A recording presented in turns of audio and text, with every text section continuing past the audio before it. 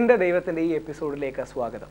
കേരളത്തിൻ്റെ ഏറ്റവും വലിയ ആത്മീയ ചൈതന്യങ്ങളിലൊന്നാണ് ഇന്ന് നമ്മളോടൊപ്പം ഉള്ളത്. ഡോക്ടർ ഫിലിപ്പോസ് മാർ ക്രിസോസ്റ്റം വലിയ മെത്രാപ്പോലീത്ത തിരുമേനി. എല്ലാ സമുദായങ്ങളും വളരെ ആദരവോടെ കാണുന്ന, കേരളത്തിലെ എല്ലാ വിഭാഗം ജനങ്ങളും അവരുടെ ആത്മീയ ജ്യോതിസായി കാണുന്ന, ഏറ്റവും സരസമായ രീതിയിൽ ആഴമേറിയ ആശയങ്ങൾ ചിരിയോടുകൂടി മന്ദസ്മിതത്തോടുകൂടി അവതരിപ്പിക്കുന്ന അദ്ദേഹത്തിൻ്റെ ദർശനങ്ങളിലേക്ക് നമുക്ക് കടക്കാം.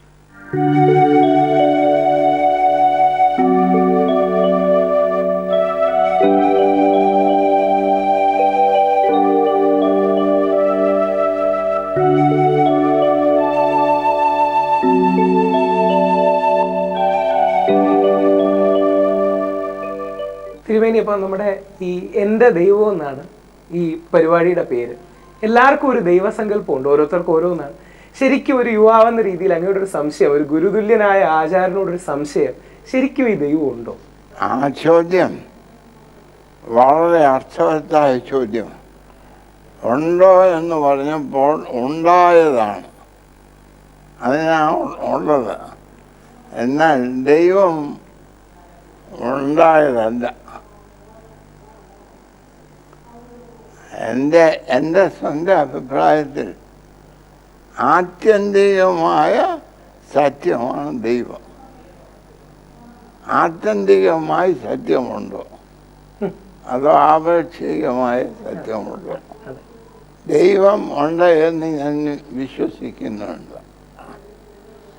നാം ദൈവം എന്ന് പറയുമ്പോൾ നമ്മൾ വിചാരിക്കുന്ന രീതിയിലുള്ള ദൈവമാണോ എന്നെനിക്ക് സംശയമുണ്ട്.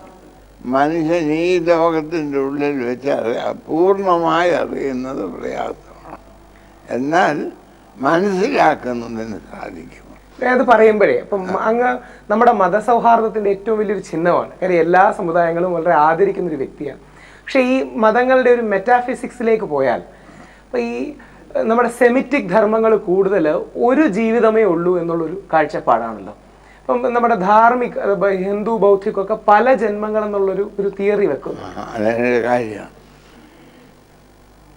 ഇദ്ദേഹത്തിൻ്റെ അന്മയുടെ ഗർഭത്തിൽ 10 മാസം താമസിച്ചു. അതും ഇതും ഒന്നാണോ രണ്ടാണോ? രണ്ടും പറയാം അല്ലേ? മനസ്സിലായോ? അതുകൊണ്ട് ഒന്നേ ഉള്ളോ രണ്ടാണോ? എനിക്ക് അതിൻ്റെ തുടർച്ചയാണ് ഇതിനു വേണ്ടിയായിരുന്നത്. അവിടെയുള്ള കാര്യം കയ്യും ഒന്നും അവിടെ ആവശ്യമില്ലായിരുന്നു, ഇവിടത്തേക്ക് വേണ്ടി. അതുകൊണ്ട് അതിന് ഏത് ഉത്തരം പറഞ്ഞാലും ശരിയാ. ഒന്നാണോ രണ്ടാണോ എന്ന് വെച്ചാൽ ശരി. അപ്പോൾ അതിന് പറയാം ഒരു ജീവിതമേ ഉള്ളൂ. നമുക്ക് യഥാർത്ഥത്തിൽ ഒരു സോൾമേറ്റ്, ഒരു ആത്മസഖി അല്ലെങ്കിൽ ആത്മസഖാവ്, ഒരു ജന്മത്തിൽ ഒരാളോട് മാത്രം തോന്നുന്ന രീതിയിൽ ഒരു പരിശുദ്ധ പ്രണയം എന്നൊക്കെ പറയാറുണ്ടല്ലോ. ആ രീതിയിലൊരു ബന്ധമുണ്ടോ? അതോ കുടുംബം ഒരു സ്ഥാപനം മാത്രമാണോ? പ്രത്യേകിച്ച് പള്ളിക്ക് കുടുംബത്തിന് വലിയൊരു പ്രാധാന്യമുണ്ട്. ഞാൻ സ്വർഗത്തിൽ ചെല്ലുമ്പോൾ എൻ്റെ അപ്പനെ എൻ്റെ അപ്പനായി കാണേണ്ട ഞാൻ ഒക്കുമോന്ന് എനിക്ക് സംശയമാണ്. കാരണം അത് പരിമിതിയാണ്. അപ്പം എൻ്റെ അപ്പനാണ്. സ്വർഗത്തിൽ എല്ലാവരെയും ഒരുപോലെ സ്നേഹിക്കുന്നവർ. അപ്പം എൻ്റെ അപ്പനെന്ന് എനിക്ക് അവകാശപ്പെടാനോ എന്നെ അവകാശപ്പെടാനോ സാധിക്കുകയില്ല. അതുകൊണ്ട് സ്വർഗം എന്ന് പറയുന്നത് ഈ ഭക്തന്മാർക്ക് നിരാശയും വലിയ ഭക്തന്മാർക്കല്ലാത്തവർക്ക് സംതൃപ്തിയും കൊടുക്കുന്ന സ്ഥലമാണ് എന്നാ എൻ്റെ വിശ്വാസം. കാരണം നമ്മളവിടെ ചെല്ലുമ്പോൾ എൻ്റെ അപ്പനെ കാണുമ്പോൾ ഒരു സെപ്പറേഷനുണ്ട്. അതില്ല, എൻ്റെ എന്നൊരു കാര്യമില്ല അല്ലേ?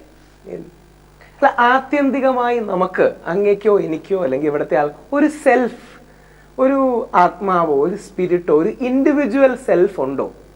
ആത്യന്തികമായിട്ടുണ്ടോ? അതോ നമ്മളെല്ലാം ഒരു അതല്ല, ഇതൊക്കെ നമ്മുടെ സാധാരണ അതിൻ്റെ അപ്പുറമുള്ള പല അച്ഛനമ്മമാർക്കുള്ളൊരു സംശയം, മക്കൾ വളർന്നു വരുമ്പോൾ ഇന്നത്തെ സമൂഹത്തിൽ ഒരുപാട് അഴിമതി അക്രമമൊക്കെ ഉണ്ട്. അപ്പം ദൈവം എന്ന വിഷയത്തെ പരിചയപ്പെടുത്തുമ്പോൾ എങ്ങനെ പരിചയപ്പെടുത്തണം? അവർ വളർന്നു വരുന്ന പ്രായത്തിൽ എന്താണ് ദൈവം എന്ന് പറഞ്ഞു കൊടുക്കണം.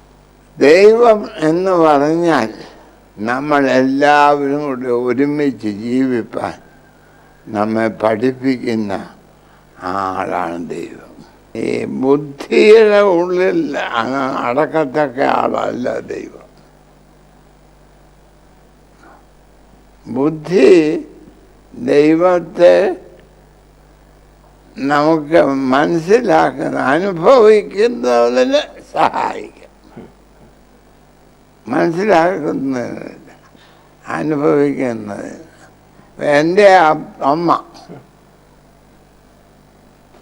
എൻ്റെ അമ്മയുടെ പ്രവർത്തനം ഇന്ന് ചെയ്യുന്ന പോലെയല്ല നാളെ ചെയ്യുന്നത്.